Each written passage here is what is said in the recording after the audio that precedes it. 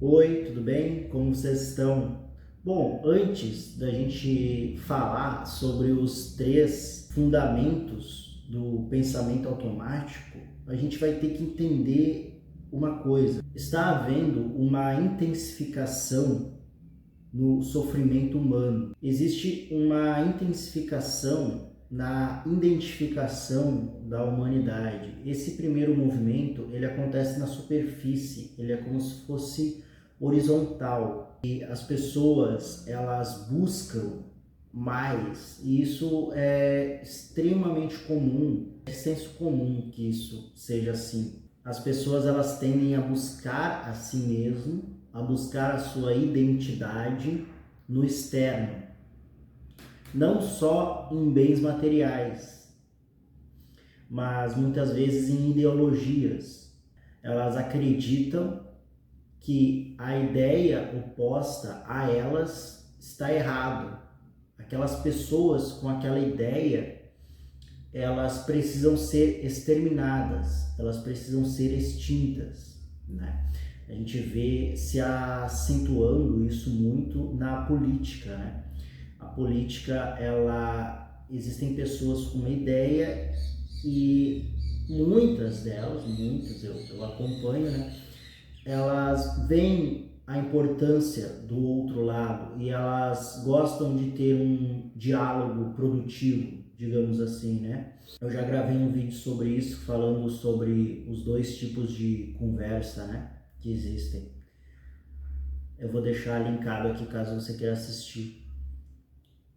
Mas a grande maioria das pessoas, elas se identificaram com essa ideia oposta delas e elas acreditam que se este inimigo, né, idealmente um inimigo, ele fosse extinto, ele sumisse, o mundo seria melhor, né? Obviamente o outro lado tem a mesma opinião, né? Então esse é um movimento horizontal, ele é superficial. Essa percepção da identidade humana, ela é superficial. É basicamente a identidade da pessoa sendo projetada em algo externo. É basicamente esse o primeiro movimento. E isso é inevitável que seja causado um sofrimento. É inevitável que você sofra por projetar a sua identidade lá fora. E o segundo movimento, ele tem uma natureza horizontal, ele é profundo, né? Ele tem uma profundidade. E esse segundo movimento foi o que te trouxe até aqui. Se você está assistindo esse tipo de conteúdo, se você já assistiu outros vídeos, você busca uma verdade para além da superfície, né? Para além daquilo que está subentendido no senso comum, digamos assim. Esse é um movimento para dentro, esse é um movimento vertical. Você busca a sua identidade dentro de si. Bom, esse externo, ele é efêmero, ele é passageiro, ele é mutável. Existe algo em você que é eterno. Se não existisse, você nem conseguiria perceber o efêmero. Eu vou me aprofundar mais sobre isso em outro vídeo. Existe uma explicação por que existe um eterno em você. Isso é algo mais profundo de se entender. Eu vou fazer um vídeo só sobre isso. Bom, na superfície está o pensamento automático. O pensamento automático, ele é um fenômeno, ele é um evento. Ele surge, ele existe, né? Existe a consciência como se fosse o espaço vazio e desse espaço surgem as coisas, elas nascem.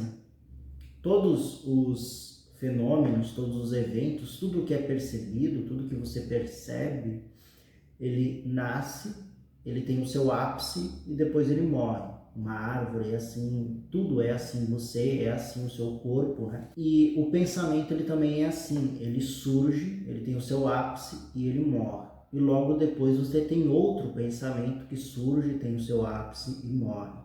Esse é o pensamento automático. O primeiro fundamento do pensamento automático é que ele é automático, ele é involuntário. Você não escolhe pensar, Você pode achar que você escolhe, mas o pensamento ele acontece por si só.